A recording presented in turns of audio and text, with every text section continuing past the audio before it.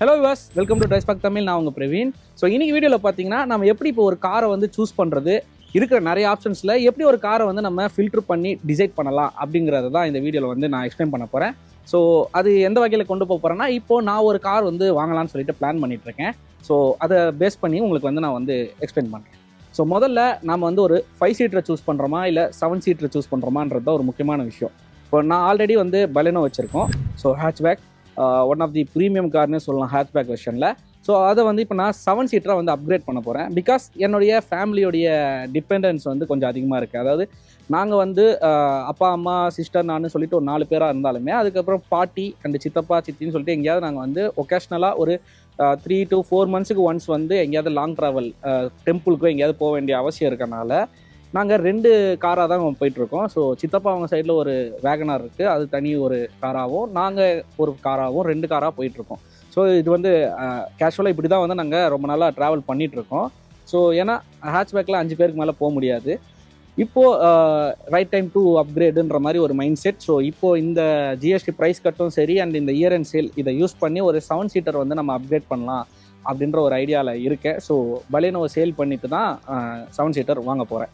So முதல்ல நம்ம தேவை என்ன அப்படிங்கிறத பொறுத்து நம்ம 5 சீட்டர் வேணுமா 7 சீட்டர் வேணுமா அப்படின்ற ஒரு மைண்ட் செட் வந்து ஃபிக்ஸ் பண்ணலாம். அண்ட் அதுலேயுமே கொஞ்சம் கன்ஃபியூஷன் இருக்கும் நிறைய பேருக்கு. பட் நான் என்ன சொல்லுவேன்னா, 5 சீட்டர் ப்ரைஸ்லேயுமே வந்து 7 சீட்டர்ஸ் வந்து நமக்கு கிடைக்கிது. ரொம்ப பட்ஜெட் ஃப்ரெண்ட்லியான 7 சீட்டருமே அவைலபிள் இருக்குது. பட் உங்களுடைய தேவை இந்த மாதிரி வந்து என்னுடைய ஃபேமிலி லார்ஜ் ஃபேமிலி எங்களுக்கு வந்து ட்ராவல் பண்ண தேவைன்னா நீங்கள் வந்து தாராளமாக 7 சீட்டர் போகலாம். இல்லை 5 சீட்டரே போதும்னு நினச்சிங்கன்னா 5 சீட்டர்லேயே வந்து நிறைய வெரைட்டி ஆஃப் ஆப்ஷன்ஸ் நமக்கு இருக்குது. ஸோ ப்ரீமியமாகவும் இருக்குது, பட்ஜெட்லேயுமே இருக்குது. நம்ம அப்படியும் சூஸ் பண்ணிக்கலாம். சில பேர் வந்து ஹேட்ச்பேக் ப்ரைஸ்லேயே வந்து 7 சீட்டர் கிடைக்குதுன்னு சொல்லிட்டு கூட சும்மா வாங்கிடலாம், 7 சீட்டர் தேவைப்படும் எனக்கா இருந்தாலும்ன்ற ஒரு மைண்ட் செட்டில் கூட வாங்குவாங்க. பட்டு தேவையே இல்லாமல் வந்து ஒரு 7 சீட்டர் வாங்கி, அது தப்பு சொல்ல முடியாது, அது எனக்கா இருந்தாலுமே உதவும் தான். பட் அது அவங்கவுங்க மைண்ட் செட் பொறுத்து. ஸோ நான் 7 சீட்டர் சூஸ் பண்ணுறதுக்கு ரீசன் வந்து என்னுடைய ஃபேமிலி பெருசு, நாங்கள் வந்து ட்ராவல் பண்ணுற அந்த ஒரு ரீசனுக்காக தான். சரி, ஓகே. இப்போது 7 சீட்டர் வந்து நம்ம சூஸ் பண்ணியாச்சு. ஸோ அடுத்த ஃபில்ட்ரேட் ஆப்ஷன் என்னென்னா, நம்ம வந்து பட்ஜெட். ஸோ நம்மளுடைய பட்ஜெட் என்ன, அந்த பட்ஜெட்டுக்குள்ளே என்னென்ன கார்ஸ்லாம் அவைலபிளாக இருக்குது அப்படின்னு சொல்லிட்டு. பெரும்பாலும் பட்ஜெட் விஷயத்தில் வந்து நிறைய பேர் ஒரு மிஸ்டேக் பண்ணுவீங்க. ஸோ இப்போ என்னுடைய பட்ஜெட் பார்த்தீங்கன்னா, நான் அரௌண்ட் வந்து 15 lakhs வந்து என்னுடைய பட்ஜெட் வச்சுருக்கேன். அதுக்குள்ளேயே வந்து பர்ச்சேஸ் முடிக்கணும் வெஹிக்கிளை அப்படின்னும்போது. ஸோ நிறைய பேர் வந்து என்ன பண்ணுவாங்கன்னா, இதே மாதிரி ஒரு 15 lakhs நீங்கள் பட்ஜெட் வச்சுருக்கீங்கன்னா எல்லாருமே எக்ஸ்ஷோரூம் ப்ரைஸில் தான் வந்து வெஹிக்கிளை பார்ப்பாங்க. ஸோ நீங்கள் வந்து இப்போ ஒரு கார் வந்து ஆப்ஷனலாக பார்க்குறீங்கன்னா அதோட எக்ஸ்ஷோரூம் ப்ரைஸ் தான் முதல்ல உங்களுக்கு தெரிய வரும். ஸோ எக்ஸ்ஷோரூம் ப்ரைஸை வந்து நம்ம 15 lakhsன்றனால 14.50 lakhs தான்ப்பா, அப்போ நம்ம எதிர்பார்த்த பட்ஜெட்டுக்குள்ளேயே வந்துடுது அப்படின்ற மைண்ட் செட்டுக்கு வந்துடுவாங்க. ஆக்சுவலி அந்த மெத்தட் வந்து ராங். நீங்கள் அப்படி வந்து சூஸ் பண்ணக்கூடாது. ஏன் சொல்கிறேன்னா, எக்ஸ்ஷோரூம் ப்ரைஸ்ன்றது வெறும் வெஹிக்கிளுடைய ப்ரைஸ் தான். அதுக்கப்புறம் தான் நமக்கு வந்து ஆன் ரோட் ப்ரைஸ்னு ஒரு கான்செப்ட் இருக்குது. ஆர்டிஓ சார்ஜஸ்லாம் முடிச்சு இப்போ அரௌண்ட் நம்ம வந்து 15 lakhs ஒரு கார் வாங்குறோம்னா அதோடைய ஆன் ரோட் ப்ரைஸ் பார்த்தீங்கன்னா 19 lakhs கிட்ட வந்துடும். 18 to 19 lakhs வந்து கம்பல்சரி வந்துடும். மேலுமே வந்து 3 to 4 லட்சம் மேலே தான் நமக்கு வந்து அடிஷ்னலாக ஆட் ஆகும். 10 lakhs அபோவ் காருக்கெல்லாமே வந்து 18% வந்து நமக்கு ரோட் டேக்ஸு. ஸோ இந்த வந்து எல்லோரும் மறந்துடுவாங்க. இது வந்து அவங்களுக்கு ஐடியாவே இருக்காது. ஸோ எக்ஸ்ஷோரூம் வந்து காரோட விலை 14 லட்சம் 14 தான் இருக்குது, 13 லட்சத்துக்குமே இருக்குது. ஸோ 15க்குள்ளேயே வந்துச்சு எடுத்துடலாம் அப்படின்ற மைண்ட் செட் போடுவாங்க. அப்புறம் வாங்கும்போது தான் ஆன் ரோட் ப்ரைஸ் போட்டு ஐயோ நம்ம பட்ஜெட்டை விட அதிகமாகிடுச்சு அப்படின்ற மாதிரி ஃபீல் பண்ணுவாங்க. சில பேர் வந்து அப்பயும் வந்து நிறுத்திட்டு வேறு வெஹிக்கிளை சூஸ் பண்ணுற ஆப்ஷனுக்கு போவாங்க. சில பேர் வந்து ஃபிக்ஸ் பண்ணிட்டு இருப்பாங்க, நான் இந்த கார் தான் எடுக்க போகிறேன்ட்டு. ஸோ அப்போ வந்து 15 லட்சத்துக்கு மேலே வந்துருச்சுன்னா வேறு ஆப்ஷனே கிடையாது, அவங்களால கட் பண்ண முடியாது. 15 lakhs அபோவ்னாலும் சரி ஓகே நம்ம லோன் போட்டுட்டு பர்ச்சேஸ் பண்ணிடலாம் அப்படின்ற மைண்ட் செட்டுக்கு வந்து போயிட்டு அடிஷ்னலாக அமௌண்ட்டில் தான் வந்து பர்ச்சேஸும் பண்ணுவாங்க. ஸோ இதை தவிர்க்கணுன்னா நீங்கள் உங்கள் பட்ஜெட்டே வந்து ஆன் ரோட் ப்ரைஸில் எவ்வளோக்குள்ளே வேணுன்றதை தான் டிசைன் பண்ணணும்.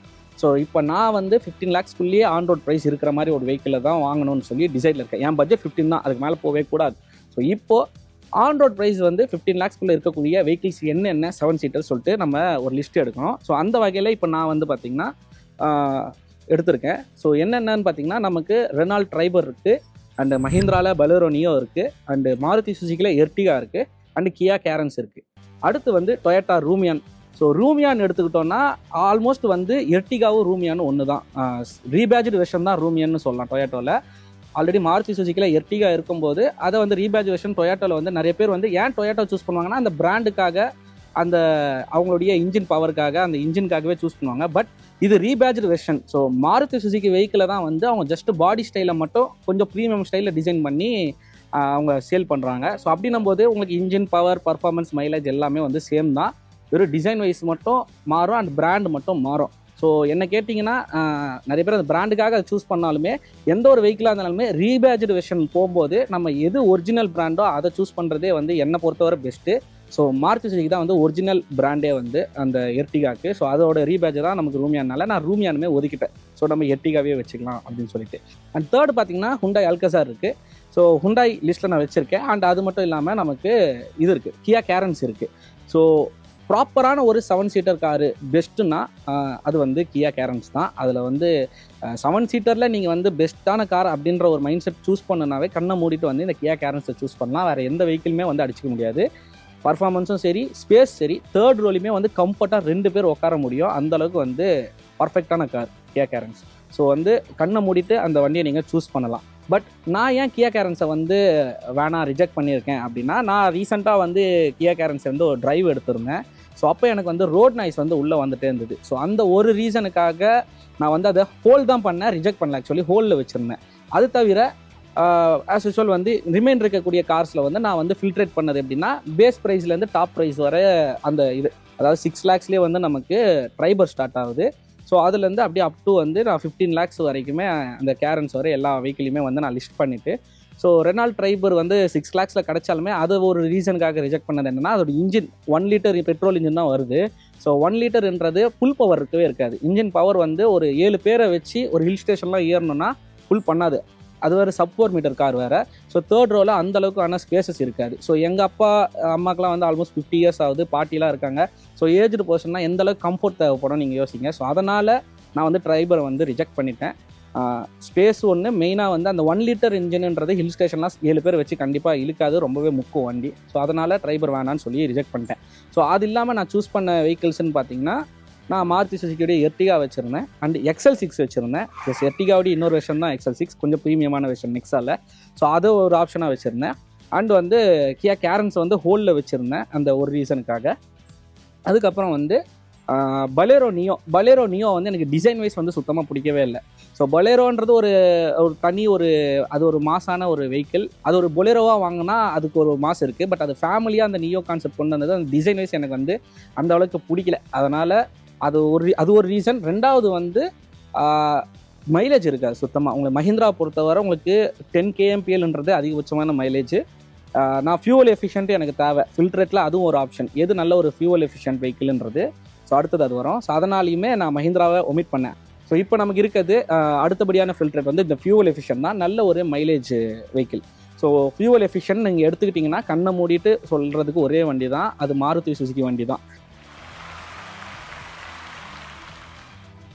அடுத்ததாக பார்த்தோன்னா நம்ம சர்வீஸ் அண்ட் மெயின்டெனன்ஸ் எடுத்துக்கலாம். ஸோ லிஸ்ட்டில் இருக்கக்கூடிய எல்லா வெஹிக்கிளுக்குமே சர்வீஸை பொறுத்தவரை ரெஸ்பான்ஸ் ப்ராப்பராக கிடைக்கிது. ஸோ சிலது டிலே இருந்தாலுமே ஆனால் சர்வீஸ் வந்து ப்ராப்பராக பண்ணுறாங்க. அண்ட் மெயின்டெனன்ஸ் காஸ்ட்னு எடுத்துக்கிட்டோம்னா ஹுண்டாய் அண்ட் மாருதி சுசுகி தான் லிஸ்ட்டில் எடுத்துக்க முடியும், கொஞ்சம் அஃபோர்டபுளாக இருக்கும். ஸோ இது வரைக்கும் கொடுத்த ஃபில்ட்ரேட்டை வச்சு நான் மாருதி சுசுகி எர்டிகா வந்து சூஸ் பண்ணேன். ஆனால் அடுத்த பாயிண்ட் தான் முக்கியமான பாயிண்ட், சேஃப்டி. மாருதி எர்டிகா வந்து 1 star தான் சேஃப்டி ரேட்டிங். அதனாலேயே கொஞ்ச நாள் வந்து பயங்கர மைண்ட் பிளாக்ல இருந்தேன். அப்புறம் தான் வந்தார் விநாயக் அப்படின்னு சொல்கிற மாதிரி XL6 சூஸ் பண்ணேன். XL6 இது எர்டிகாவுடைய இன்னொரு வெர்ஷன் தான். Same engine, same power, same performance தான். பட் கம்ஃபர்ட்டை பொறுத்தவரை ப்ரீமியமாக இருக்கும். எர்டிகா பொறுத்தவரை 7 seater, இது வந்து 6 seater. ஸோ ஃபைனலாக 7 seater கேட்டு நான் ஏன் 6 seater சூஸ் பண்ணுற கேள்வி உங்களுக்குள்ளே இருக்கலாம்.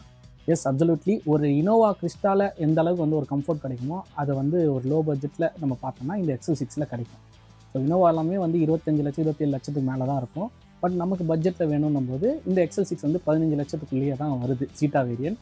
ஸோ அதனால் நான் இதை சூஸ் பண்ணேன். ஸோ நான் எதிர்பார்த்த மாதிரி ஃபியூவல் எஃபிஷியண்ட்டாகவும் இருக்குது, நல்ல ஒரு ப்ரீமியமான டிசைனும் எஸ்யூவி ஸ்டைலில் இருக்கும். ஆனால் MPV தான், நல்ல சூப்பரான கம்ஃபர்ட் கிடைக்கும் பிகாஸ் கேப்டன் சீட்ஸ் வருது. அண்ட் இந்த வருஷம் 2025 அப்டேட் பண்ண ஃபேஸ் லிஃப்ட்லேயே தேர்ட் ரோக்கு பார்த்தீங்கன்னா அடிஷ்னலாக 40 meters வந்து இன்க்ரீஸ் பண்ணியிருக்காங்க. ஸோ கேப்டன் சீட்ஸ் இருக்கனாலேயே தேர்ட் ரோலையும் இன்னும் நல்ல ஒரு கம்ஃபர்ட் கிடைக்கும்.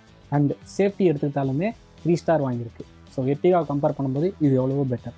ஸோ இதுதான் நான் XL6 சூஸ் பண்ணுறதுக்கான காரணம். நீங்கள் இதே மாதிரி கார் வாங்கணும் அப்படின்னு பிளான் பண்ணி கேட்டிங்கன்னா ஸோ இந்த மாதிரி நான் சொன்ன மாதிரி செக்லிஸ்ட்லாம் போட்டு ப்ராப்பராக ஃபில்ட்ரேட் பண்ணி பர்ச்சேஸ் பண்ணுங்கள். தயவு செஞ்சு யார்ட்டையும் ஒப்பீனியன் கேட்காதுங்க. ஏன்னா நீங்கள் ஒப்பீனியன் கேட்டிங்கன்னா 100% சொல்கிறேன் வண்டி வாங்கவே மாட்டீங்க.